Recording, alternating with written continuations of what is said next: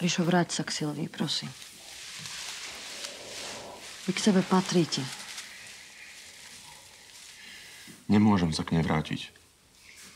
Rozumieš? Nenávidí ma.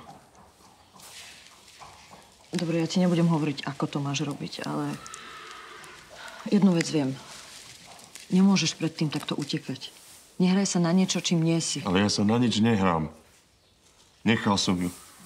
Bol som ju ochotný nechať, pretože je handicapovaná. Rozumieš tomu? Tak mi povedz, čím som, ak nie som obyčajný zbabelec.